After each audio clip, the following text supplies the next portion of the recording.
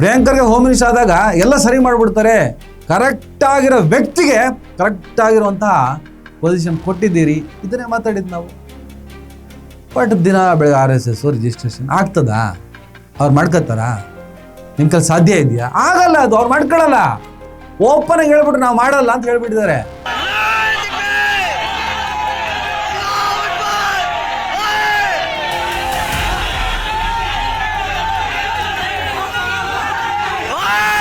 Hello, ನಮಸ್ಕಾರ. ನಾವು ಕೆಲವೊಂದು ತಪ್ಪುಗಳನ್ನು ಮಾಡ್ತಾನೆ ಬಂದ್ವಿ. ಕೆಲವು ತಲೆಮಾಸದವ್ರ ಬಗ್ಗೆ ಮಾತಾಡಿ ಅವ್ರಿಗೆ ಪ್ರಚಾರವನ್ನು ಕೊಟ್ಟು ಏನೂ ಅಲ್ಲದ, ಏನೂ ಇಲ್ಲದ ಕೆಲವು ದುಷ್ಟ ಮಾನಸಿಕತೆಗೆ ಪ್ರಚಾರವನ್ನು ಕೊಟ್ಟು ಅವರನ್ನು ಎಲ್ಲೋ ಈ ಸಾಮಾಜಿಕ ಜಾಲತಾಣದ ಜಗತ್ತಿನಲ್ಲಿ ಮತ್ತು ಬೀದಿ ಬದಿಯಲ್ಲಿ ಸ್ವಲ್ಪ ಮಟ್ಟಿಗೆ ತೆಗೆದುಕೊಳ್ಳೋದಕ್ಕೆ ಕಾರಣ ಆದ್ವಿ ಅಂತ ಯಾವಾಗ ನಮಗೆ ರಿಯಲೈಸ್ ಆಯಿತೋ ಆವಾಗ ಇಂಥವ್ರ ಬಗ್ಗೆ ಮಾತಾಡೋದನ್ನು ನಾವು ಬಿಟ್ವಿ. ನಾವು ರೋಗದ ಬಗ್ಗೆ ಮಾತಾಡೋದಕ್ಕೆ ಶುರು ಮಾಡಿದ್ವಿ, ರೋಗಿಗಳ ಬಗ್ಗೆ ಮಾತನಾಡೋದನ್ನು ನಿಲ್ಲಿಸಿದ್ವಿ. ಆದರೆ ಈ ರೋಗಿಗಳು ಈ ರೋಗವನ್ನು ಹೆಚ್ಚು ಮಾಡುವಂತಹ, ರೋಗ ಬರೆಸ್ಕೊಂಡ್ರು, ರೋಗ ಬರೆಸಿಕೊಳ್ಳುವುದರ ಜೊತೆಗೆ ಆ ರೋಗವನ್ನು ಸ್ಪ್ರೆಡ್ ಮಾಡುವ, ಹರಡುವ ಪ್ರಯತ್ನಗಳು ಅಳತೆ ಮೀರಿ, ವ್ಯಾಪ್ತಿ ಮೀರಿ ಹೋಗ್ತಾ ಇದ್ದಾಗ ಇನ್ನು ಸುಮ್ಮನಿದ್ರೆ ಯಾಕೋ ಸರಿ ಆಗಲ್ಲ.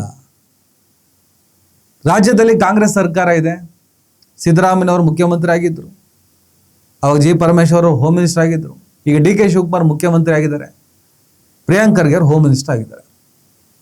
ಕಂಪೇರ್ ಟು ಪರಮೇಶ್ವರ್ ಕಾಲಾವಧಿ, ಕಂಪೇರ್ ಟು ಪ್ರಿಯಾಂಕ್ ಖರ್ಗೆ ಅವರ ಕಾಲಾವಧಿ ಕ್ರೈಮ್ ರೇಟ್ ಜಾಸ್ತಿ ಆಗ್ತಾಯಿದೆ, ಕಾನೂನು ಸುವ್ಯವಸ್ಥೆ ಹಾಳಾಗ್ತಾ ಇದೆ. ಕೆಲವೊಂದು ಕ್ರೈಮ್ಗಳನ್ನು ಕಂಟ್ರೋಲ್ ಮಾಡೋದಕ್ಕಾಗಲ್ಲ. ಇರೋ 80,000 ಪೊಲೀಸರನ್ನು ಇಟ್ಕೊಂಡು ಕೋಟ್ಯಾಂತರ ಜನರ ಮೇಲೆ ಕಣ್ಣಿಡಿ ಅಂತ ಹೇಳುವಂತಹ ಮೂರ್ಖತನದ ಕೆಲಸ ನಾನು ಮಾಡೋದಿಲ್ಲ. ಆದರೆ ಕಣ್ಣಿಗೆ ಕಾಣಿಸ್ತಾ ಇರುವಂತಹ ಕ್ರೈಮ್ಗಳನ್ನು, ಕಣ್ಣಿಗೆ ಕಾಣಿಸ್ತಿರುವಂತಹ ಅಪರಾಧಗಳನ್ನು, ಕಣ್ಣಿಗೆ ಕಾಣಿಸ್ತಿರುವಂತಹ ಕ್ರಿಮಿಕೀಟಗಳನ್ನು ಮಟ್ಟ ಹಾಕೋದಕ್ಕೆ ಸಾಧ್ಯ ಆಗ್ತಿಲ್ಲ. ದಿನ ಬೆಳಗ್ಗೆ RSS ರಿಜಿಸ್ಟ್ರೇಷನ್ನು ಇದನ್ನೇ ಮಾತಾಡ್ತಾ ಇದ್ದರೆ, ಪಂಚ್ ಡೈಲಾಗ್ಗಳನ್ನೇ ಹೊಡ್ಕೊಂಡು ಇದೇ ನಮ್ಮ ಪೌರುಷ ಅಂತ ತೋರಿಸ್ಕೊಳ್ತಾ ಇದ್ದರೆ ಜನ ಆದಷ್ಟು ಬೇಗ ನಿಮ್ಮನ್ನು ತಿರಸ್ಕರಿಸ್ತಾರೆ. ದೂರದ ಬೆಟ್ಟ ನುಣ್ಣಗೆ ಅನ್ನುವ ಮಾತು ನಿಜ ಆಗಿದೆ ಅನ್ನುವಂತಹ ತೀರ್ಮಾನಕ್ಕೆ ಬಂದುಬಿಡ್ತಾರೆ. ಎಸ್, ನೀವು RSS ವಿರುದ್ಧ ಮಾತಾಡ್ತಿದ್ದೀರಿ, RSS ರಿಜಿಸ್ಟ್ರೇಷನ್ ಬಗ್ಗೆ ಮಾತಾಡ್ತಿದ್ದೀರಿ, ಮಾತಾಡಿ, ಅದಕ್ಕೊಂದು ಲಿಮಿಟ್ ಇದೆ.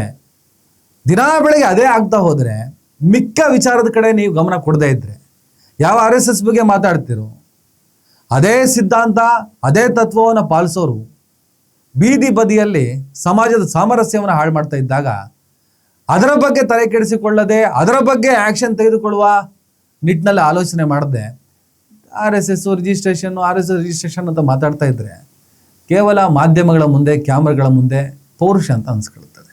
ನಾವು ನರೇಂದ್ರ ಮೋದಿ ಅವರು ಪ್ರಧಾನಿ ಆಗುವವರೆಗೂ ಮನಮೋಹನ್ ಸಿಂಗ್ ಅವರ ವ್ಯಾಲ್ಯೂ ನಮಗೆ ಗೊತ್ತಾಗಲಿಲ್ಲ. ಮನಮೋಹನ್ ಸಿಂಗ್ ಅವರ ವ್ಯಾಲ್ಯೂ ನಮಗೆ ಗೊತ್ತಾಗೋದಕ್ಕೆ ನರೇಂದ್ರ ಮೋದಿ ಅವರು ಪ್ರಧಾನಿ ಆಗಬೇಕಾಯ್ತು ಅಂತ ಮಾತಾಡ್ತೀವಿ. ಅದೇ ಥರ ಜಿ ಪರಮೇಶ್ವರ್ ಹಿಂದಿನ ಗೃಹ ಸಚಿವರು, ಅವರ ವ್ಯಾಲ್ಯೂ ನಮಗೆ ಗೊತ್ತಾಗ್ತಾ ಇರೋದು ಈಗ ಪ್ರಿಯಾಂಕ್ ಖರ್ಗೆ ಅವರು ಹೋಮ್ ಮಿನಿಸ್ಟರ್ ಆದಮೇಲೆ ಅಂತ ಚರ್ಚೆ ಮಾಡುವಷ್ಟರ ಮಟ್ಟಿಗೆ ಕಾನೂನು ಸುವ್ಯವಸ್ಥೆ ಹಾಳಾಗ್ತಿದೆ. ನಿಮಗೆ ಗೊತ್ತಿದೆ, ಕಳೆದ ಕೆಲವು ದಿನಗಳಿಂದ ಅಥವಾ ಕೆಲವು ತಿಂಗಳಿಂದ ಈ ಗೋರಕ್ಷಣೆ ಹೆಸರಿನಲ್ಲಿ ಕೆಲವು ವ್ಯಕ್ತಿಗಳನ್ನು ಅಡ್ಡ ಹಾಕಿ ಈ ಅಲ್ಪಸಂಖ್ಯಾತ ಸಮುದಾಯದ ಈ ಡ್ರೈವರ್ಗಳನ್ನು, ಅವರಿಗೆ ದಿನಕ್ಕೆ ಒಂದು 300 ರೂಪಾಯಿ ಕೊಟ್ಟು ಮಾಂಸವನ್ನು ಮನೆಗೆ ತೆಗೆದುಕೊಂಡು ಹೋಗಲು ಶಕ್ತಿ ಕೂಡ ಇರಲ್ಲ.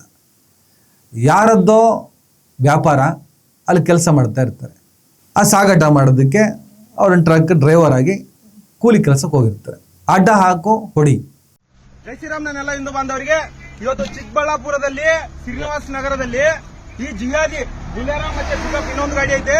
2 ಗಾಡಿಯಲ್ಲಿ ಗೋಮಾಂಸವನ್ನು ಒಯ್ತಾ ಇದ್ದಾನೆ. ಎಷ್ಟು ಟನ್ ಐತೆ ಗಾಡಿಯಲ್ಲಿ? ಎಲ್ಲಿ ಒಯ್ತಾ ಇದೀಯಾ? ಬೆಂಗಳೂರು ಶಿವಾಜಿನಗರಕ. ಏನ್ ಮಾಡ್ತದ್ರಮ್ಮ? ಅಲ್ಲಿ ಎಲ್ಲಿ ಕೊಡ್ತೇವೆ? ಮಾರ್ತೀವಿ. ಅದೇ ಎಲ್ಲಿ ಮಾರ್ತೀವಿ? ಮಾರ್ಕೆಟ್ ಹತ್ರ. ಮಾರ್ಕೆಟ್ ಏನ್ ಹೆಸರು? ಮೌಲಾ. ಇದೇ ಕೆಲಸ ಮಾಡ್ತಾ? ಹೋಸಲ್ ಹಿಡಿದಿದ್ವಲ್ಲ ನಿಮ್ ಗಾಡಿ? ಹಿಡಿದಿದ್ವಲ್ಲ? ಎಷ್ಟದ ಗೋಮಾಂಸ? ಎಷ್ಟದ ಗಾಡಿಯಲ್ಲಿ? 18. ಕೆಳಕುಂದು ಇನ್ನೇನ್ ಬರ್ತಾ ಗಾಡಿಯಾಗ ಬರಲ್ಲ ಬರಬಾರ್ದು. ಜೈ ಶ್ರೀರಾಮ್. ಬಡಿ ಆ ಸ್ಟೇಷನ್ಗೆ ಒಪ್ಪಿಸಿ ಅದು ಅಕ್ರಮವಾಗಿ ಇದ್ರೆ ಪೊಲೀಸ್ ಗಮನಕ್ಕೆ ತನ್ನಿ. ಎಲ್ಲ ಮೂಮೆಂಟ್ಗಳು ಓಕೆ.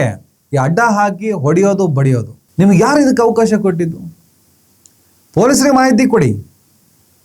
ತಪ್ಪಿದ್ರೆ ಅದಂತ ಬಿಲ್ ಇಲ್ಲದೆ ಇದ್ರೆ ಅದೊಂದು ಅಕ್ರಮವೇ ಆದರೆ ಪೊಲೀಸರ ಪರಿಶೀಲನೆ ಮಾಡಿ ಅವ್ರ ವಿರುದ್ಧ ಕ್ರಮ ತಗೋತಾರೆ, FIR ಆಗ್ತಾರೆ.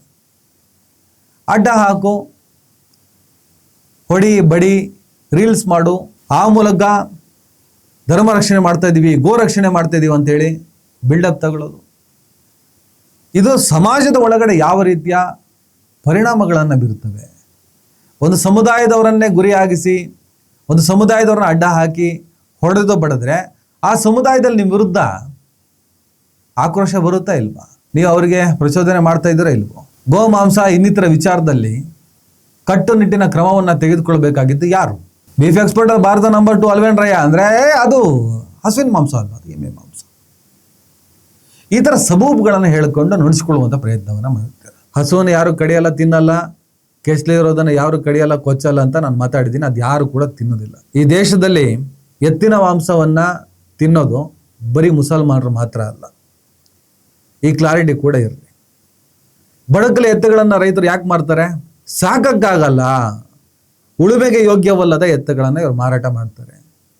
ಕೆಲವು ಕಡೆ ಏನೋ ಕರು ಮಾಂಸ, ಆ ಮಾಂಸ, ಈ ಮಾಂಸ ಸಿಕ್ಕಿದೆ, ಸಿಕ್ಕಿದ್ದಾವೆ.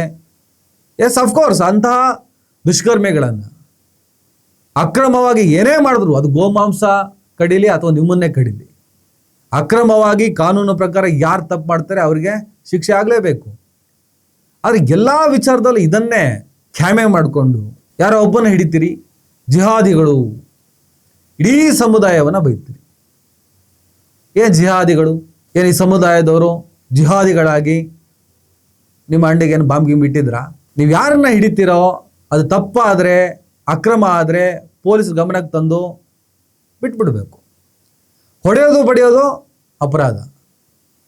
ಅದ್ರ ಜೊತೆ ಘೋಷಣೆ ಜಿಹಾದಿಗಳು, ಇಡೀ ಸಮುದಾಯವನ್ನು ಪ್ರವೋಕ್ ಮಾಡೋದು, ಇಡೀ ಸಮುದಾಯವನ್ನು ಕೆಣ್ಕೋದು, ಸಂಪೂರ್ಣವಾಗಿ ಎರಡು ಸಮುದಾಯಗಳ ನಡುವೆ ವೈಷಮ್ಯವನ್ನು ಬಿತ್ತುವಂಥ ಕೆಲಸ ಮಾಡೋದು.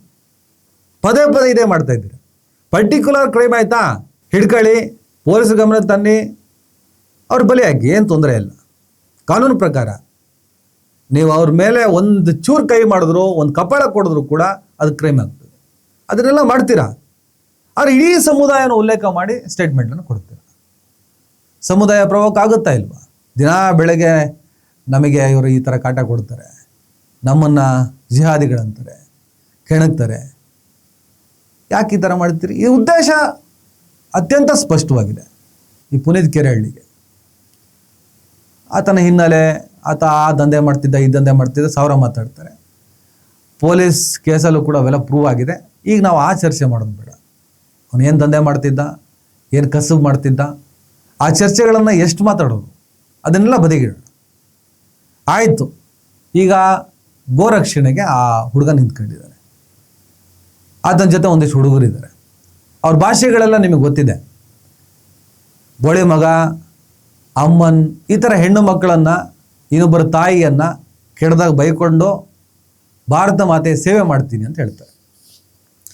ಭಾರತ ಮಾತೆಯ ಸೇವೆಗಾಗಿ, ಭಾರತ ದೇಶಕ್ಕಾಗಿ ಪ್ರಾಣವನ್ನು ಅರ್ಪಿಸುತ್ತೇವೆ ಅಂತ ಡೈಲಾಗ್ ಹೊಡಿತಾರೆ. ಇನ್ನೊಬ್ಬರ ತಾಯಿಯನ್ನು ಬೋಳಿ, ಅಮ್ಮನ್, ಸೂಳೆ ಅಂತ ನೀಟಾಗಿ ಹೆಂಗೆ ಬೇಕು ಹಂಗೆ ಮಾತಾಡ್ತಾರೆ. ಎಲ್ಲ ಅಜ್ಞಾನಿಗಳು, ಅನ್ಎಜುಕೇಟೆಡ್ಗಳು. ಗುರು, ಫೋನ್ ಎತ್ತಿದೀನಿ, ಫೋನ್ ಮಾಡಿದೀನಿ, ಮಾತಾಡು. ನಮ್ಮನ್ ಬೆಳಗಿಂದ 100 ಕಾಲ್ ಬರ್ತಾವ, ಫೋನ್ ಚಾರ್ಜ್ ಖಾಲಿ ಯಾಕೆ ಸ್ವಿಚ್ ಆಫ್ ಆಗುತ್ತೆ? ನಮ್ಮನ್ ನೀನ್ ಯಾವನ ಫೋನ್ ಮಾಡ್ತೀಯ ಅಂತ ನಾನು ಯಾಕೆ ಸ್ವಿಚ್ ಆಫ್ ಮಾಡ್ಕೊಳ್ಳಿ? ಕರೆಕ್ಟ್ ಆಗಿ ಮಾತಾಡು. ಫೋನ್ ಮಾಡಿದ್ಯಾ? 100 ಸಲ ಕೇಳ್ತಾ ಇದೀನಿ, ಮಾತಾಡು, ಏನ್ ವಿಷಯ ಅಂತ. ಅದನ್ನ ಬಿಟ್ಟು ಉಳಿದ ಕತೆ ಎಲ್ಲ ಹೇಳ್ತೀಯಪ್ಪ. ನನ್ ವಿಚಾರಕ್ಕೆ ಬರ್ತೀನಿ, ಹೇಳು. ಗೌ ರಕ್ಷಕ ತಾನೆ, ನಾಳೆ ಮೈಸೂರು ಹೊರಡೆ ಬಾ. ನಿನ್ ಕಣ್ ಮುಂದೆನೆ, ನಾನ್ ಕಣ್ ಮುಂದೆ ಕುಯ್ಸಿಲ್ಲ ಅಂದ್ರೆ ನಿನ್ ನಿಲ್ಸ್ಕೊಂಡಿ, ನಿನ್ ಕೈಲಿ ಏನೈತದೆ ನೀನ್ ಮಾಡು. ನನ್ ಇಲ್ ಬಾ, ಎಲ್ಲಿ ನಿನ್ ಗಂಡಸೆ ಇದ್ರ ಮೈಸೂರ್ ಬಾ.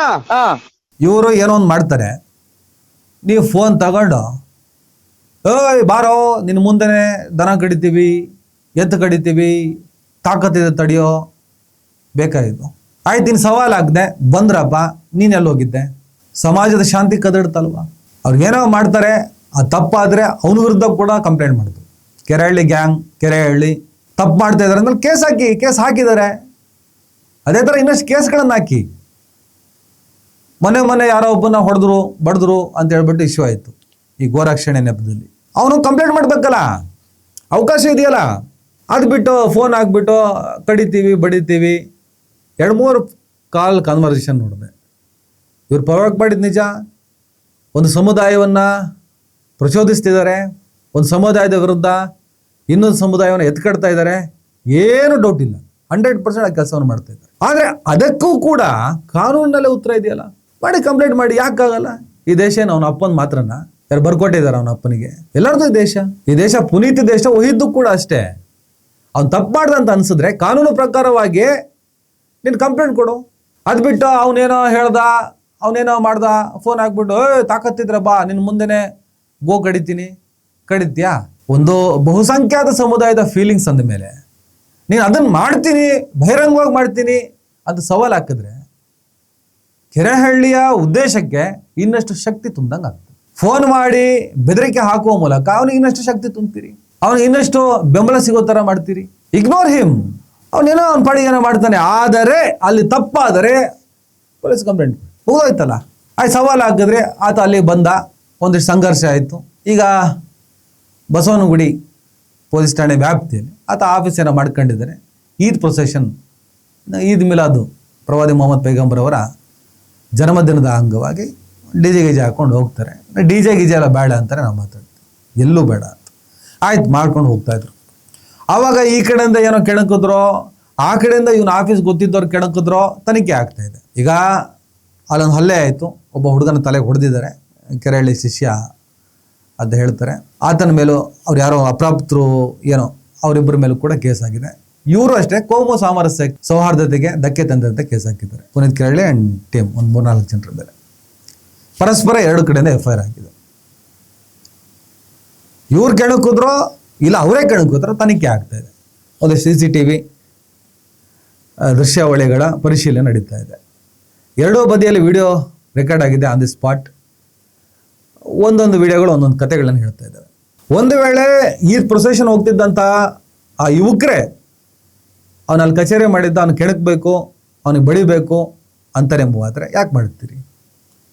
ಅವನ ವಿಚಾರಗಳು, ಅವನ ಪ್ರಚೋದನೆಗಳು ಪಥ್ಯ ಆಗ್ತಾ ಇಲ್ಲ, ಅಪಥ್ಯ ಅಂತ ಅನ್ಸಿದ್ರೆ ಕಾನೂನು ಪ್ರಕಾರನೇ ಹೋಗ್ಬೇಕಲ್ವಾ? ಹಾಗೆ ಈತ ಕೂಡ ಅವ್ರೇನಾದರೂ ಅದೇ ರೀತಿಯ ಮೂವ್ಮೆಂಟ್ ಮಾಡಿದ್ರು, ತಾವುಗಳು ಪ್ರಚೋದನೆನೇ ಮಾಡಿದ್ದು.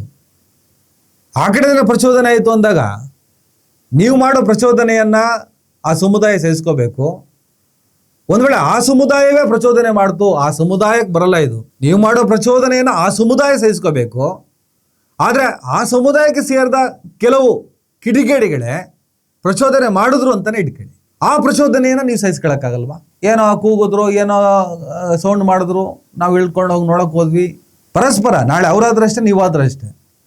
ನಾನು ರೋಡಿಗೆ ಹೋಗ್ಬಿಟ್ಟು ಅದನ್ನು ಎದುರಿಸ್ತೀನಿ ಅನ್ನೋದು ಕೂಡ ಸಂಘರ್ಷಕ್ಕೆ ನಾವು ರೆಡಿ ಇದ್ದೀವಿ ಅಂತ ತಾನೆ. ಸಂಘರ್ಷ ಬೇಕಾ? ಹಿಂದೂ ಮುಸ್ಲಿಂ ಒದಾಡ್ಕೊಂಡು ಸಾಯಣವಾ? ಈಗ ಅಕ್ರಮ ಬಾಂಗ್ಲಾದೇಶಿಗರ ವಿರುದ್ಧ ಹೋರಾಟವನ್ನು ಮಾಡಿದ್ವಿ. ಅಲ್ಲಿ ಸ್ವಲ್ಪ ಹೊಡೆಯೋದು ಬಡಿಯೋದು ಏನೋ ಆಯಿತು ಅಂದಾಗ ಅದಕ್ಕೆ ನಮ್ಮ ಆಕ್ಷೇಪ ಇತ್ತು. ಅವ್ರನ್ನ ಬಲಿ ಹಾಕೋ ವಿಚಾರದಲ್ಲಿ ನಾವು ನಿಮ್ಮ ಜೊತೆ ಸೇರ್ತೀವಿ. ಹೊಡೆದು ಬಡ್ದು ಕಡ್ದು ಮಾಡ್ತೀವಿ ಅಂದರೆ ನಾವಿಲ್ಲ. ಪೊಲೀಸರಿಗೆ ಮಾಹಿತಿ ಕೊಡ್ತೀವಿ, ಎಸ್ ಕೊಡೋಣ. ಹಾಗೆ ಕರ್ನಾಟಕ ಸರ್ಕಾರ ಬಾಂಗ್ಲಾದೇಶಿಗರನ್ನು ಸಾಕುತ್ತಿದೆ, ಸಲಹುತ್ತಿದೆ ಅಂತ ಕಾಂಗ್ರೆಸ್ಸನ್ನು ರಾಜಕೀಯವಾಗಿ ಟೀಕೆ ಮಾಡುವಂತಹ ರಾಜಕೀಯ ಲೆಕ್ಕಾಚಾರವನ್ನು ನಾವು ಒಪ್ಪೋದಿಲ್ಲ. ಬಾಂಗ್ಲಾದೇಶದವರು ಬಾಂಗ್ಲಾ ಗಡಿಯಿಂದ ಹಾರ್ಕೊಂಡು ಬಂದು ಕರ್ನಾಟಕಕ್ಕೆ ಬಂದು ಇಳಿದಿಲ್ಲ. ಶಕ್ತಿಮಾನ್ ಅಂತ ತಿರ್ಕೊಂಡು ಬಂದು ಇಲ್ಲಿ ಬಂದಿದ್ದು, ಇಳಿದಿದ್ದಲ್ಲ.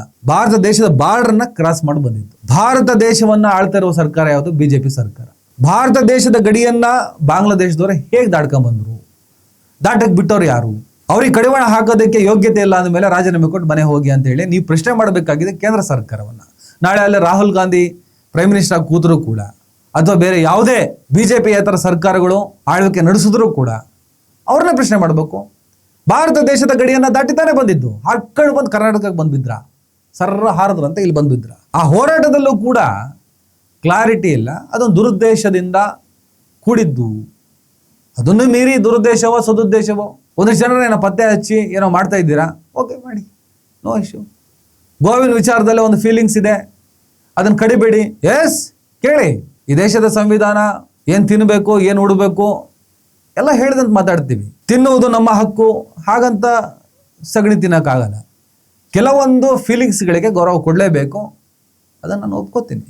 ಆದರೆ ಎಲ್ಲೋ ಯಾರನ್ನೂ ಅಡ್ಡ ಹಾಕ್ತೀರಾ, ಜಿಹಾದಿಗಳು ಅಂತ ಇಡೀ ಸಮುದಾಯದವ್ರನ್ನ ಟಾರ್ಗೆಟ್ ಮಾಡ್ತಾರೆ.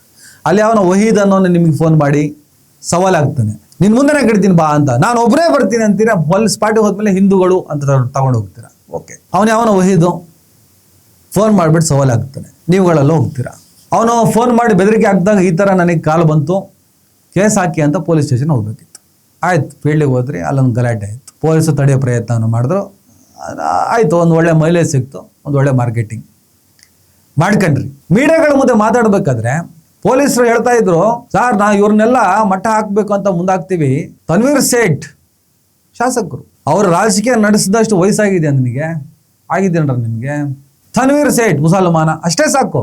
ಏಕವಚನದಲ್ಲಿ ಬಾಯಿಗೆ ಬಂದಂಗೆ ಮಾತಾಡೋದು. ಇಲ್ಲಿ ಯಾವನೋ ಇದಾನ ತನ್ವೀರ್ ಸೇಠ ಯಾರೋ ಇದಾನಂತವನು, ಅವ್ನು ಫೋನ್ ಮಾಡ್ತಾನಂತೆ, ಕಸಾಯಿಖಾನೆ ಮುಚ್ಚಿಸ್ತೀವಿ ಅಂತ ಒಬ್ರು ಇನ್ಸ್ಪೆಕ್ಟರ್ ಅಳಲ್ ತೋಡ್ಕೊಂತಾರೆ. ನಾವು ಹೋಗ್ತೀವಿ ಪುನೀತ್ ಅವರೇ, ಕಸಾಯಿಖಾನೆ ಮುಚ್ಚಿಸ್ತೀವಿ ಅಂತ ಹೋಗ್ತೀವಿ, ತನ್ವೀರ್ ಸೇಠ್ ಫೋನ್ ಮಾಡಿಸ್ತಾನೆ, ವರ್ಗಾವಣೆ ಮಾಡಿಸ್ತೀವಿ ಅಂತಾನೆ. ಹಿಂದೂಗಳ ಧಾರ್ಮಿಕ ಭಾವನೆಗೆ ಬೆಲೆ ಕೊಡಬೇಕು ಅಂತ ಗೊತ್ತಿಲ್ವಾ ಅವನಿಗೆ? ಯಾವನೋ ಒಬ್ಬ ಕಿಡಿಗೇಡಿ ಫೋನ್ ಮಾಡ್ದ, ಪೊಲೀಸ್ ಕಂಪ್ಲೇಂಟ್ ಮಾಡಬೇಕಾಗಿತ್ತು.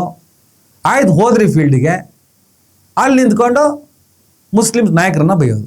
ಆಮೇಲೆ ಅವನು ಯಾವನೋ ಹಲ್ಲೆ ಕೂಡ ಮಾಡಿದ್ದಾನೆ, ತಲೆಗೇನೋ ಹೊಡೆದಿದ್ದಾನೆ ಒಬ್ಬ ಯುವಕನ ಮೇಲೆ, ಅವನ ಮೇಲೆ ಕೊಲೆ ಕೇಸ್ ಹಾಕಿದ್ದಾರೆ. ಜೊತೆಗೆ ಜಾತಿ ಅಟ್ರಾಸಿಟಿ ರಿಲೇಟೆಡು ಜಾತಿ ದೌರ್ಜನ್ಯ ಪ್ರಕರಣ ಕೂಡ ದಾಖಲಾಗಿದೆ. ಹಿಂದೂ ನಾವೆಲ್ಲ ಒಂದು ಅಂತೀರ. ಈ ಇನ್ಸಿಡೆಂಟ್ ಬಂದಾಗ ಈ ಉದ್ದಕ್ಕೂ ದಲಿತ ದಲಿತ ದಲಿತ ದಲಿತ ಅಂತ ಪ್ಲೇ ಕಾರ್ಡ್ ಮಾಡಿದ್ರಿ. ಈ ದೇಶದ ವಾಸ್ತವ ಅದು, ಜಾತಿ ವ್ಯವಸ್ಥೆ ಈ ದೇಶದ ವಾಸ್ತವ. ಒಬ್ಬ ಹಿಂದುವಿನ ಮೇಲೆ ದಾಳಿ ಆಯಿತು ಅಂತ ತಗೊಂಡು ಹೋಗಲಿಲ್ಲ, ಒಬ್ಬ ದಲಿತನ ಮೇಲೆ ಆಯಿತು ಅಂತಲೇ ತಗೊಂಡೋದ್ರಿ. ಪರಿಸ್ಥಿತಿ ಕೆಟ್ಟಾಗ ಅವನು ದಲಿತ, ಒಕ್ಕಲಿಗ, ಲಿಂಗಾಯತ, ಕುರುಬ ಲಾಭ ಮಾಡಿಕೊಳ್ಳುವಂತಹ ಸಂದರ್ಭದಲ್ಲಿ ಹಿಂದೂ ಹಿಂದೂ ಹಿಂದೂ ಅವೆಲ್ಲ ಒಂದು. ನೋ ಜಾತಿ, ನೋ ಕ್ಯಾಸ್ಟ್. ಸಿ, ಕ್ಲಾರಿಟಿ ಇಲ್ಲ ಅಂತ. ಏನು ಮಾಡೋಕೆ ಹೊರಟಿದ್ರಿ, ಏನು ಮಾಡ್ತೀರಿ, ಕ್ಲಾರಿಟಿ ಇಲ್ಲ. ಯಾರೋ ಫ್ಯೂಲ್ ತುಂಬಿರ್ತಾರೆ, ಅದನ್ನು ಎಸ್ಟಾಬ್ಲಿಷ್ ಮಾಡ್ತೀರಿ. ಅವ್ರಿಗಂತೂ ಧೈರ್ಯ ಇಲ್ಲ ಮುಂದೆ ಬರೋದಕ್ಕೆ, ನಿಮ್ಮನ್ನು ಬಿಟ್ಟಿದ್ದಾರೆ. ಮಹೇಂದ್ರ ಕುಮಾರ್ ಹೇಳ್ತಾ ಇದ್ರು, ಆಮೇಲೆ ನಾವು ನೋಡ್ತಾ ಬಂದ್ವಿ, ಕೊಲೆ ಮಾಡಿದವನು ಬಡವ, ಕೊಲೆಯಾದವನು ಬಡವ, ಜೈಲಿಗೆ ಹೋದವನು ಬಡವ. ಯಾವುದೇ ನಾಯಕನಾಗಲಿ, ಯಾವುದೇ ನಾಯಕರ ಮಕ್ಕಳಾಗಲಿ ಕೊಲೆನೂ ಆಗಿಲ್ಲ, ಜೈಲಿಗೆ ಹೋಗಿಲ್ಲ ಅಂತ ಮಾತಾಡ್ತೀವಿ. ಸತ್ಯ ಕೂಡ. ಈ ಕಮ್ಯುನಲ್ ವೈಲೆನ್ಸ್ಗೆ, ಕೋಮು ಸಂಘರ್ಷಕ್ಕೆ ಬಲಿಯಾದವರ ಹಿಸ್ಟ್ರಿ ತಗೊಳ್ಳಿ, ಎಲ್ಲ ಬಡವರು ಮನೆ ಮಕ್ಕಳೇ.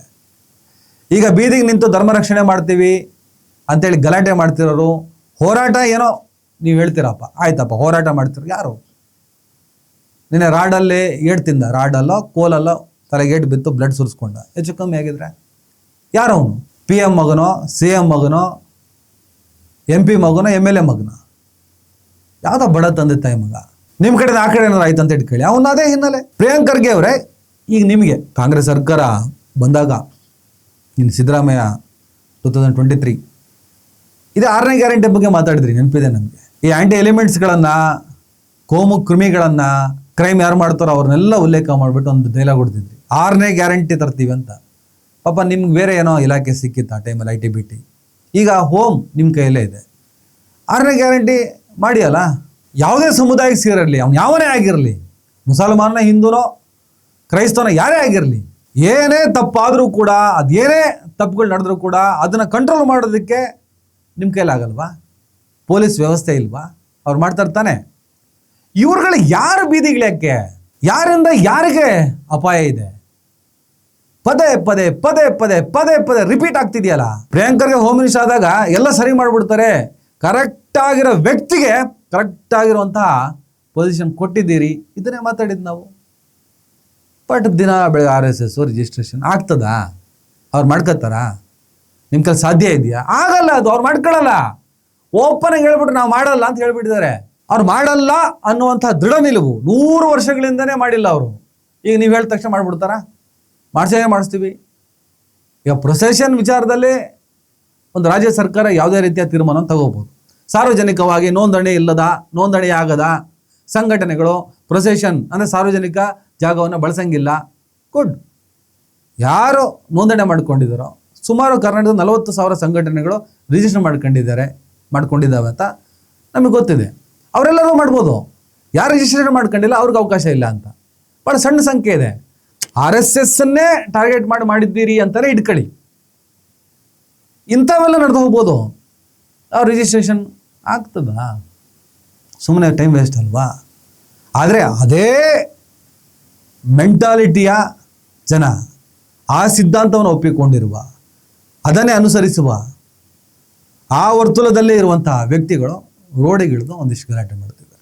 ಏನೇ ಮಾಡಿದ್ರು ಕೋರ್ಟಿಗೆ ಹೋದ್ರು ಬಲವಂತದ ಕ್ರಮ ಬೇಡ, ಬಿಡುಗಡೆ ಆಗ್ತಾರೆ, ಇನ್ನೊಂದು ಆಗ್ತಾರೆ, 1000 ಸಬೂಬ್ಗಳನ್ನು ಹೇಳ್ತಾ ಕೂರ್ಬೇಡಿ. ಅದೇನು ಬೇಕಾದ್ರೆ ಆಗಲಿ, ಕೇಸ್ಗಳನ್ನು ಹಾಕಿ ಬಲೆ ಹಾಕಿ. 30 ಕೇಸ್ ಇದೆ ಅಂತ ಅವನ ಮೇಲೆ 40 ಕೇಸ್ ಇದೆ ಅಂತೆ, ಎಲ್ಲವನ್ನ ಕ್ರೋಢೀಕರಿಸಿ ಗಡಿಪಾರು ಮಾಡ್ಬೋದಲ್ಲ. ಯಾರೋ ಒಬ್ಬ ವ್ಯಕ್ತಿಯನ್ನ ಕಂಟ್ರೋಲ್ ಮಾಡೋಕ್ಕಾಗ್ತಿಲ್ಲ ಒಂದು ಇಡೀ ಸರ್ಕಾರಕ್ಕೆ ಅನ್ನೋದು ನಾಚಿಕೆ ಕೇಳು. ಅದಕ್ಕೆ ತಕ್ಕ ಹಾಗೆ ಇವನು ಪ್ರಚೋದನೆ ಮಾಡ್ದ, ನೀವು ರಿಯಾಕ್ಟ್ ಮಾಡಿದ್ರಿ. ಇಗ್ನೋರ್ ಮಾಡಿ ಬಿಸಾಕಿ ಅಷ್ಟೇ.